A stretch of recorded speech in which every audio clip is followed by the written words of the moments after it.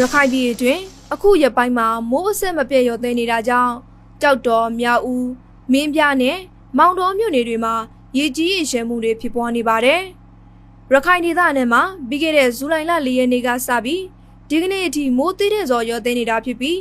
မြင်းနှိမ်ပိုင်းဒေသတွေနဲ့မြေရှောင်းနီးကကြော်တွေမှာရေနစ်မြုပ်တာတွေရှိနေတာပါ။ကြောက်တော်ဒေသခံတူဦးကတော့သူတို့ရောမှာမြင်းနှိမ်ပိုင်းကနေတချို့ရေနစ်မြုပ်နေပြီဖြစ်ပြီးမိုးမစေပဲဆက်ရော်နေရင်ဒီထက်ပိုဆိုးလာမယ်လို့ပြောပါတယ်။ဒါအပြင်သူတို့ဒေသက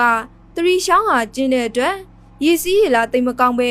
နှစ်စဉ်ရေမြုပ်လေးရှိတယ်လို့လည်းပြောပါတယ်။လက်ရှိမှာကြောက်တော်မြို့နယ်သရီရှောင်းဒေသကကြောက်တလုံးတရက်တပင်ရုံမပြင်စပစိတ်လိမ့်မစားတဲ့ကြီးော်တွေအပါအဝင်ကြောက်တော်မြို့ပေါ်ရက်ကွက်တချို့မှာပါရေနစ်မြုပ်နေတာဖြစ်ပါတယ်။ဒါအပြင်မင်းပြားမြို့နယ်ပဲမြောင်းကြီးဒေသနဲ့နေရာတချို့မှာလည်းရေကြီးရေရှမ်းမှုတွေရှိနေပြီးတော့တရက်ထက်တရက်နေအိမ်တွေပိုပြီးနစ်မြုပ်လာနေတာပါ။